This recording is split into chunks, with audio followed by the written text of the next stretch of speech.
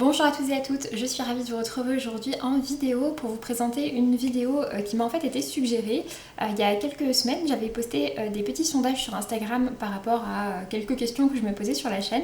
Rien de très important, mais voilà, des petites choses. Et du coup, j'avais également demandé s'il y avait des styles de vidéos que vous aimeriez voir. Et on m'avait proposé du coup de faire une vidéo avec les livres que j'estime être des joyaux cachés. Donc des titres que j'ai vraiment adorés et qui, d'après moi, ne sont pas assez connus. Du coup, voilà, je me suis dit que ça pourrait être une bonne idée, puis en plus c'est l'occasion de vous parler de romans que j'ai adorés, donc forcément j'étais partante. Du coup, je vous ai fait une petite sélection de 10 romans ou 10 séries, 10 romans, enfin 9 romans et une série en fait, que vraiment j'adore, dont je suis extrêmement fan et qui je trouve n'ont pas tant fait parler d'eux que ça. Pour certains, ils ont quand même un peu fait parler d'eux, mais pas encore assez par rapport à combien moi je les aime. Du coup, je vais démarrer tout de suite. Je vais démarrer avec un... Clairement, pour moi, c'est un joyau de la littérature de l'imaginaire. Caché, je ne sais pas. Je pense pas que ce soit un terme particulièrement adapté, surtout si vous suivez ma chaîne, je pense que vous n'avez pas pu passer à côté. Mais voilà, en tout cas, c'est une série que j'aime vraiment énormément et qui, pour moi, mérite encore de gagner à... Enfin, qui gagne encore à être connue, qui mérite encore d'être plus connue que ce qu'elle n'est déjà. Et du coup, vous l'aurez probablement deviné, il s'agit de la série Fils des Brumes par Brandon Sanderson, que je possède donc pour ma part dans ses éditions en grand format qui ne sont plus éditées.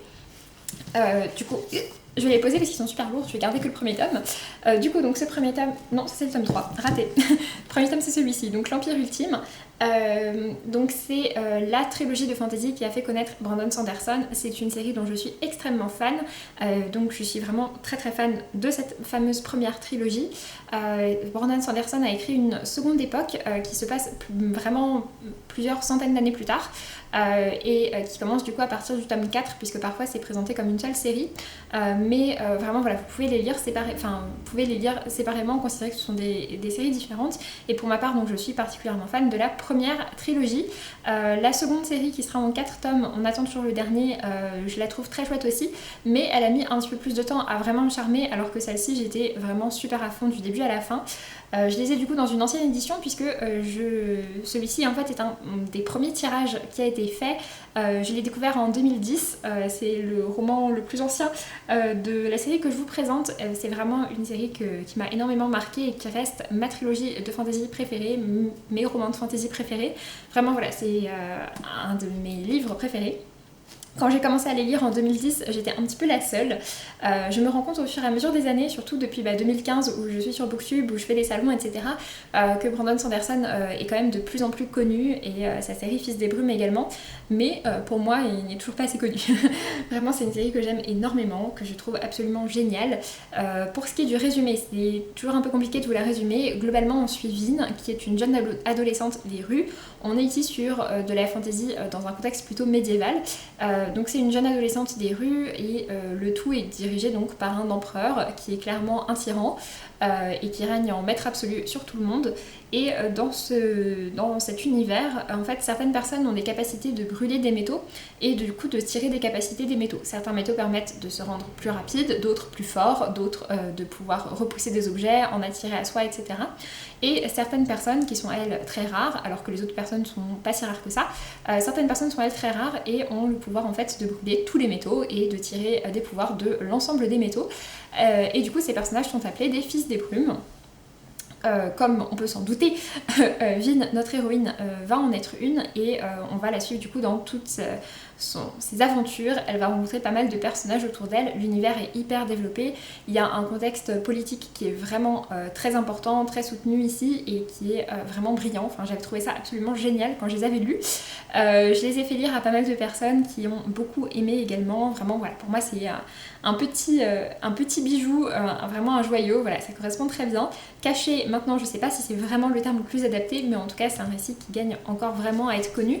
Si vous êtes toujours pas lancé, n'hésitez pas. Alors oui, ce sont des grosses briques, mais ils sont vraiment très fluides. Sanderson a de manière générale une écriture très fluide en termes de fantasy, et même s'il écrit souvent des pavés, ses histoires sont très immersives et on se plonge facilement dedans.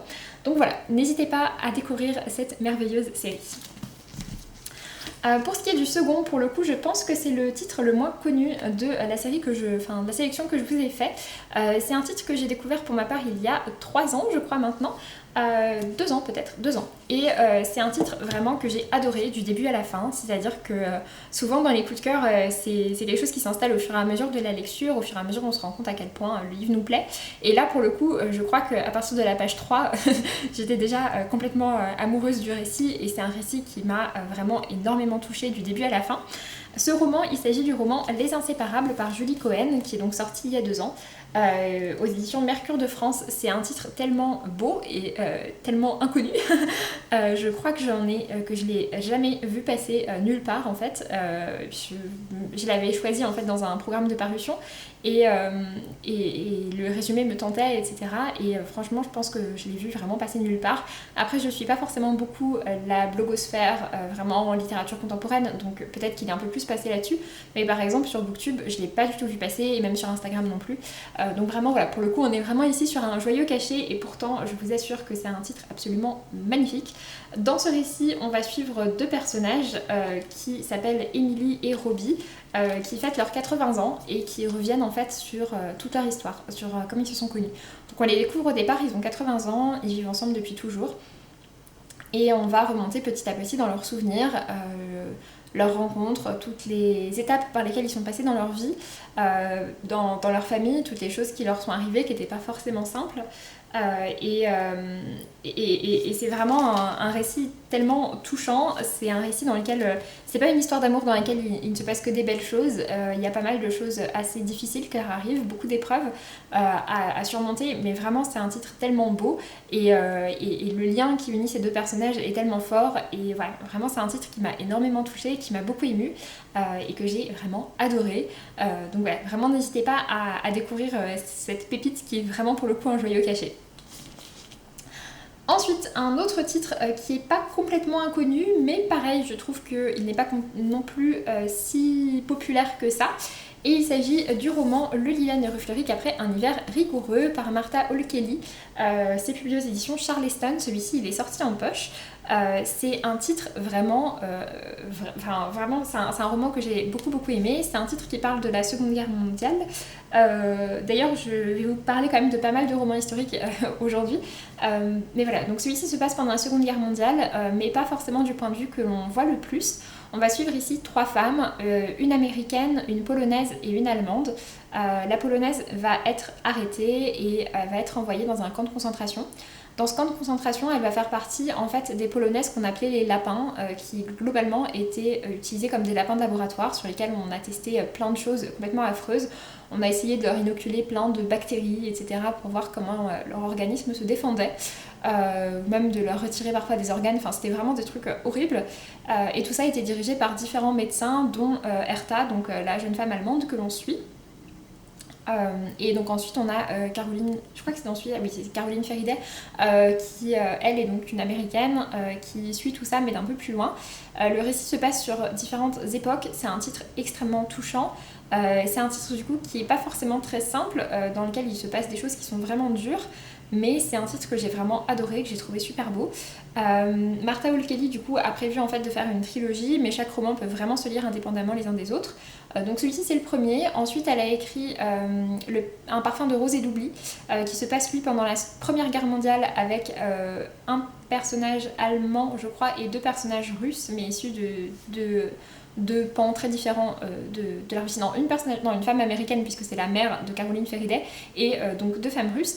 Et le 3e titre qui n'est pas encore sorti, en tout cas en français, je ne sais pas s'il est sorti en anglais, se passera lui pendant la guerre de sécession et du coup on y suivra cette fois-ci du coup la grand-mère ou l'arrière-grand-mère peut-être de Caroline Feriday, donc la femme new-yorkaise que l'on suit ici. C'est un titre vraiment très poignant qui nous apprend beaucoup de choses sur l'histoire. Je l'avais lu pour ma part en livre audio, la lecture audio est vraiment très bonne, n'hésitez pas si c'est un format qui vous plaît à le découvrir par ce biais-là. Vraiment voilà, c'est un superbe titre, un superbe roman historique, un roman qui est poignant, qui est souvent dur mais qui est vraiment superbe. Ensuite, je vais vous parler d'un roman qui est peut-être celui de la sélection qui m'a le plus fait pleurer, même si Les Inséparables, je me souviens avoir quand même pas mal pleuré, mais alors celui-ci, je pense que c'était La Palme. C'est un titre absolument magnifique qui est écrit par Anna McPartlin, qui est connue notamment pour Les Derniers Jours de Rabbit Eyes, qui est son premier roman et également son plus connu. Mais ce n'est pas celui-ci dont je vais vous parler aujourd'hui. J'ai lu pour ma part ces 3 romans traduits en français et vraiment mon préféré d'assez loin, celui qui m'a vraiment le plus ému, il s'agit de Mon Midi, Mon Minuit. Donc c'est publié aux éditions du Cherche Midi et avec cette couverture vraiment super canon. Il est également disponible en poche. Je l'avais lu à sa sortie avant une rencontre avec Anna McPartlin qui était absolument merveilleuse. Et c'est un roman qui... Waouh c'est un roman vraiment très touchant. Très triste, si vous êtes dans un mood pas très chouette, c'est peut-être pas le moment de le lire. On suit en fait ici un groupe d'amis qui est composé de plusieurs couples. Je crois que c'est un groupe de peut-être 5 amis, quelque chose comme ça. Et en fait, notre héroïne principale donc, s'appelle Emma. Et lors d'une soirée, au tout début du récit, vraiment je vous spoile pas, en fait son copain avec qui elle était depuis très longtemps, avec qui elle vivait depuis très longtemps et voilà, qui était très soudés, aussi bien ensemble que dans leur groupe d'amis, va se faire renverser devant leurs yeux et va décéder sur le coup. Ce livre du coup va parler d'Emma, de sa reconstruction, de ses souvenirs qu'elle a par rapport à lui, de la difficulté qu'elle a à passer au-dessus, de résilience beaucoup, voilà, de la difficulté à accepter que ça s'est fait, accepter que maintenant il faut quand même essayer d'aller de l'avant, de faire d'autres choses, et pour autant que c'est pas parce qu'on fait d'autres choses ou même parce qu'on rencontre d'autres personnes qu'on oublie cette personne qui a tant compté pour nous, qui a été si chère à notre cœur. C'est vraiment un récit absolument merveilleux. J'ai énormément pleuré en le lisant. Et rien que de vous en parler, je me souviens de toutes ces émotions que j'ai eues. J'ai pleuré, je pense, à partir de la page 5 et jusqu'à la fin du récit. Donc voilà, c'est vraiment un superbe récit, c'est très touchant, ça m'a énormément plu. Et c'est vraiment pas le plus connu d'Anna McPartlin, alors que pour ma part, c'est vraiment celui-ci que je vous recommande. Même si les 2 autres sont très chouettes aussi, celui-ci est vraiment celui qui m'a complètement chamboulée. Ensuite, je vais vous parler d'un autre titre de fantasy. Pour le coup, c'est pareil, un joyau caché, je sais pas si c'est complètement le terme adapté. Malgré tout, c'est un titre qui fait parler de lui, mais qui n'est pas non plus le plus connu. Par contre, si vous suivez ma chaîne, si vous me connaissez, il n'y a absolument zéro suspense pour savoir de quel livre il s'agit, puisque c'est un titre dont je vous rabâche les oreilles, avec lequel je vous rabâche les oreilles très régulièrement, dès que j'en ai l'occasion en fait, tout simplement. Puisque du coup il s'agit des Seigneurs de Bohème par Estelle Faye. On est ici sur un roman de fantasy qui peut se lire comme un one-shot. Il y a une suite qui se passe pas mal d'années plus tard, qui n'était pas prévue au départ, donc vraiment ce roman a été construit comme un one-shot. Mais si jamais vous avez adoré ce récit et que vous avez envie de vous replonger dans l'univers, il existe du coup Les Révoltés de Bohème, qui se passe pas mal d'années plus tard. Les Seigneurs de Bohème, c'est un titre de fantasy dans lequel on suit des personnages qui sont extrêmement originaux, qui sont très loin des codes. Sont des personnages qui n'ont pas forcément tous une très bonne morale, qui font des choses parfois un peu étranges, qui ont des sexualités également qui ne sont pas celles les plus vues. C'est vraiment des personnages vraiment très touchants, des anti-héros complets. Et en fait finalement ces personnages que l'on suit, qui sont des personnages somme toute très ordinaires, bien, vont se révéler être les personnages qui vont être au départ d'une grande révolution qui va se passer dans leur univers et qui va mettre complètement fin à tout ce qu'ils connaissaient. Ces personnages n'ont pas du tout conscience du rôle qu'ils vont jouer, mais vraiment voilà, ils vont jouer un rôle énorme, ils vont renverser complètement l'empire, je crois que c'est un empire, oui c'est ça, c'est un empire, dans lequel ils sont, et tout ça va vraiment complètement changer à partir d'eux. On est ici aussi, comme avec Sanderson, sur un titre qui est quand même assez... dans lequel il y a pas mal d'enjeux politiques, mais dans lequel les personnages sont vraiment très au cœur du récit. Des personnages, donc, comme je disais, très originaux et très touchants. C'est un récit que j'ai beaucoup aimé. En plus de ça, donc, le personnage de Maeve, qui est vraiment de loin mon personnage préféré, est une Morgane, c'est une sorcière des Havres qui peut du coup contrôler les marées. Et vraiment j'adore tous les univers marins, etc. Donc ce personnage-là, pour moi, à chaque fois qu'on le voyait apparaître, j'étais aux anges. C'est vraiment un personnage que j'adore. Et voilà, il se passe plein de choses dans cet univers, c'est super intéressant. L'univers est très complet, il y a pas mal de créatures, enfin c'est vraiment super chouette, j'ai adoré. Je vous le recommande très grandement. Il est sorti en poche également. Ensuite, je vais vous parler d'un récit pour lequel... alors pour le coup, je pense qu'il est moins connu. ils visent pas les mêmes publics, etc. C'est un titre en fait dont j'ai pas mal entendu parler quand je me suis lancée sur Booktube, puisqu'il est sorti à peu près à ce moment-là. À ce moment-là, il avait quand même pas mal fait parler de lui, mais maintenant ce n'est plus trop le cas, alors qu'en plus il est sorti en poche récemment. C'est un récit que j'ai vraiment adoré, ça a été un de mes plus gros coups de cœur depuis que je suis sur Booktube, si ce n'est même, je pense, mon plus gros coup de cœur depuis que je suis sur Booktube. Vraiment, ça a été un récit qui m'a énormément touchée, qui m'a énormément emballée, que j'ai trouvé très instructif. Enfin voilà, vraiment, c'était un sans faute pour ma part. Et il s'agit de Là où tombent les anges par Charlotte Bousquet, donc publié dans la collection Électrogène avec ses belles pages bleues. Il est du coup disponible en poche. C'est un titre du coup historique à nouveau, qui se passe cette fois-ci pendant la Première Guerre mondiale et qui est du coup édité chez un éditeur young adulte, et la version poche c'est chez le livre de poche jeunesse, mais c'est un titre pour lequel j'espérais en fait que la version poche sortirait en version adulte, comme c'est parfois le cas avec d'autres romans adolescents, parce que vraiment c'est un titre pour lequel je trouve que cette distinction d'âge n'est pas forcément justifiée, c'est-à-dire qu'il peut tout à fait parler à un public adolescent, mais je pense qu'il peut également sans problème plaire à un public adulte. C'est vraiment un très beau titre, très documenté. Du coup, ça se passe pendant la Première Guerre mondiale. On va suivre le personnage de Solange et on la suit avec d'autres femmes, je crois 2 autres femmes qui, oui c'est ça, Clémence et Lily, qui sont ses amies. Et en fait, Solange va se retrouver mariée avec un homme qui s'appelle Robert Maximilien, qui est un personnage qu'elle n'aime pas du tout. Et vraiment, c'est un homme qui est très mauvais et qui n'est pas du tout bénéfique pour elle. Quand la Première Guerre mondiale va éclater, Robert Maximilien va être envoyé sur le front et Solange finalement va découvrir énormément d'émancipation suite à ça, puisque du coup maintenant elle se retrouve seule à Paris avec la tante de Robert Maximilien avec qui ils habitent. Et puis vraiment en fait voilà, il va y avoir toute émancipation féminine qui va se faire à ce moment-là. Comme on la connaît, les femmes sont appelées dans les usines pour renforcer, sont appelées à faire d'autres métiers qui étaient réservés jusque-là aux hommes, etc. Et c'est vraiment de tout ça dont ça parle, le tout donc à Paris, avec d'autres femmes autour et d'autres histoires aussi autour. Il y a une de ses amies qui va se faire engager comme infirmière militaire, et une autre de ses amies qui elle est folle amoureuse de son compagnon qui est également parti sur le front.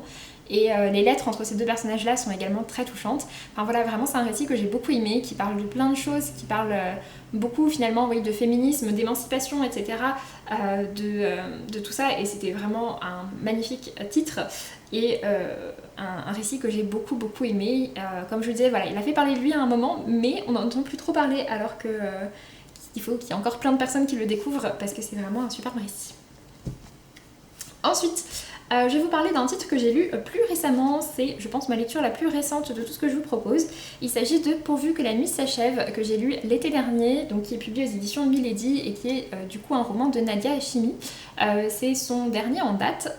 Nadia Hachimi de manière générale est une autrice que je trouve absolument merveilleuse et dont j'ai adoré tous les romans, donc ses 3 romans adultes et son roman jeunesse. Je vous les conseille tous les 4, mais celui-ci c'est celui qui a remporté la palme pour ma part.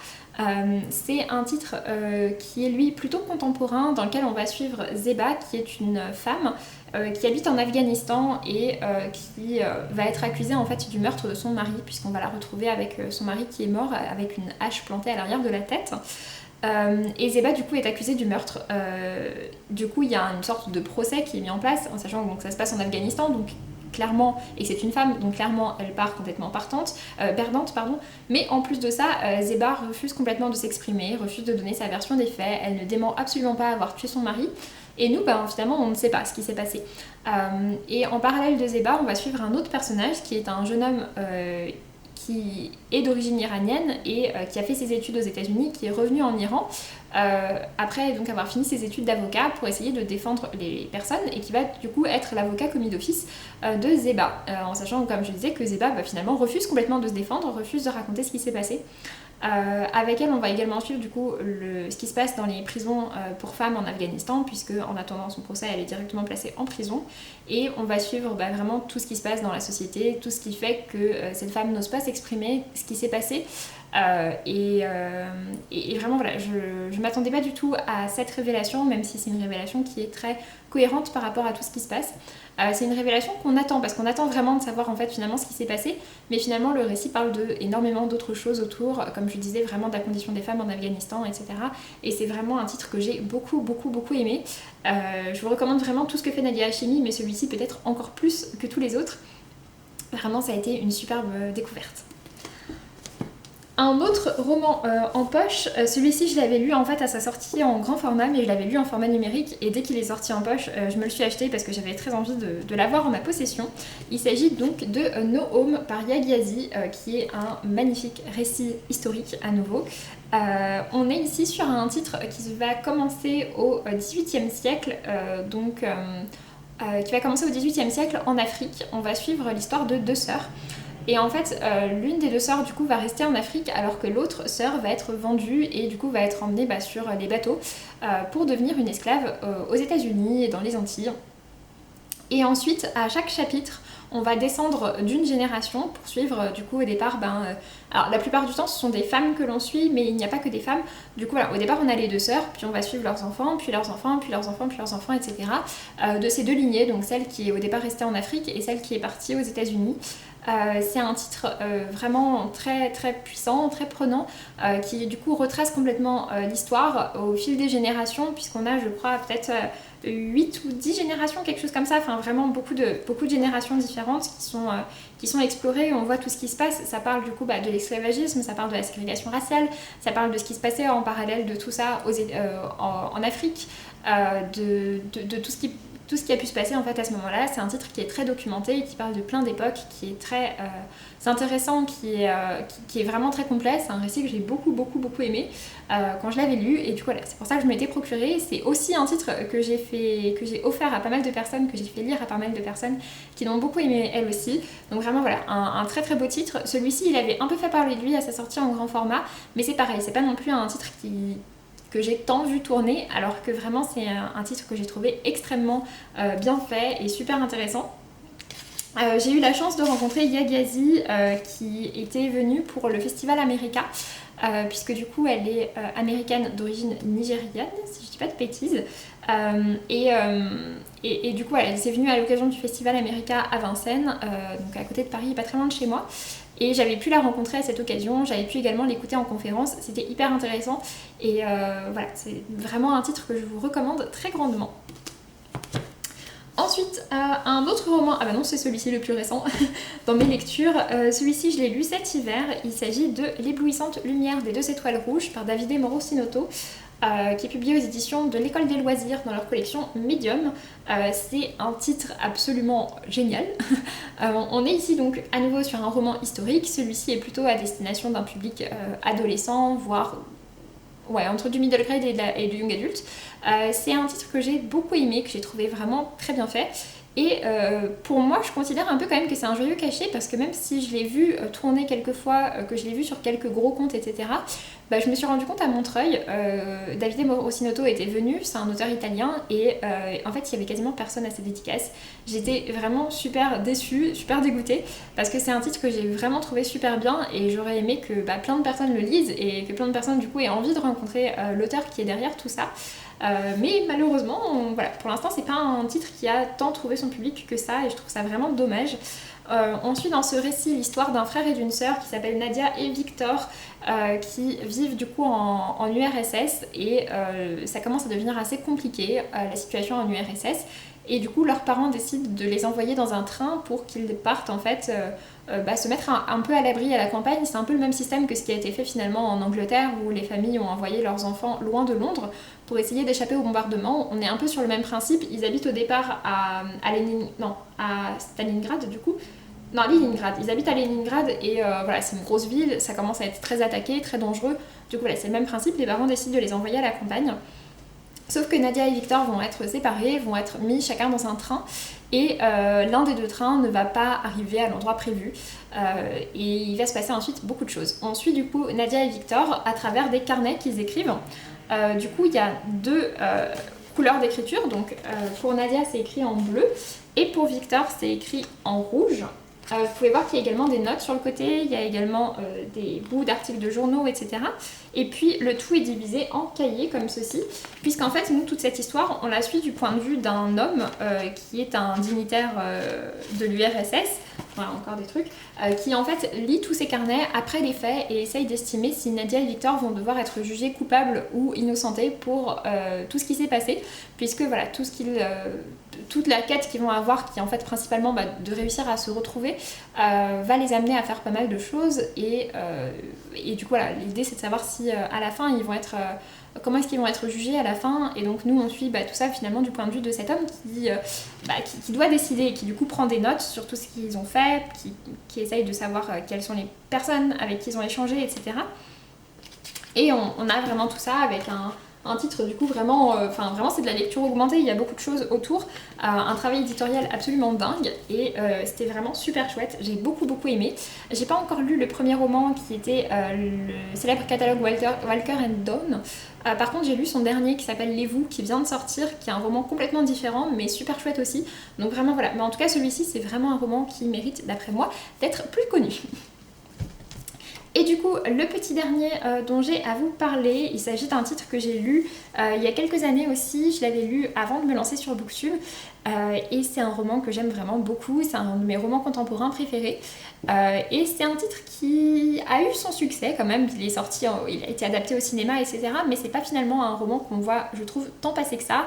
Et j'ai pas vraiment l'impression qu'il sorte de la sphère de personnes qui lisent vraiment du contemporain, etc. Qu'il aille toucher d'autres personnes, alors que finalement c'est un récit que je trouve vraiment super chouette. Et il s'agit du roman du coup Réparer les vivants par Maëlys de Kerangal, publié aux éditions Verticales. Il est lui aussi sorti en poche. Comme je disais, du coup il y a eu une adaptation au cinéma que je n'ai pas vue parce que j'avais vraiment très peur. Je me dis qu'il faudrait quand même que je la voie, mais voilà, j'avais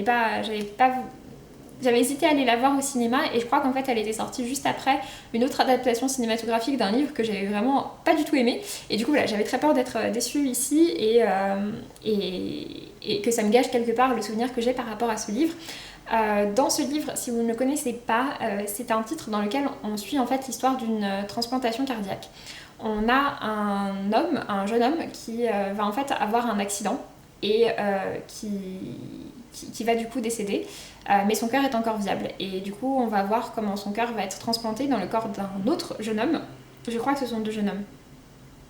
Oui, c'est ça. Donc c'est Simon qui a eu une pathologie et qui a eu un accident, et du coup tous ces organes en fait qui peuvent être récupérés sont récupérés pour sauver d'autres personnes. Et du coup nous on suit tout ça. C'est un roman qui est extrêmement rythmé, qui se passe sur un laps de temps très court et en fait finalement quelque part on suit le cœur qui doit faire cette transplantation, on suit les autres personnages autour, enfin les autres personnes autour, les entourages, comment est-ce qu'ils vivent tout ça. C'est un titre qui est vraiment particulier, que j'ai beaucoup aimé. Il y a eu une adaptation au théâtre que pour le coup j'avais très envie de voir mais que j'ai raté. Vraiment voilà, c'est un superbe roman. Si vous êtes un peu allergique à tout ce qui est domaine médical, c'est un titre qui reste vraiment très accessible. Si c'est quelque chose qui vous intéresse, ça vous passionnera d'autant plus, comme c'était le cas pour moi. Mais si c'est pas quelque chose dont vous êtes particulièrement fan, en tout cas il n'y a pas trop de détails sanglants ou quoi que ce soit. C'était vraiment très chouette. C'est un roman que j'ai beaucoup aimé, assez original dans son genre et vraiment très bien fait. Et comme je disais, voilà, avec un rythme vraiment très prenant et une écriture toute particulière. Vraiment, c'est un titre que j'avais adoré.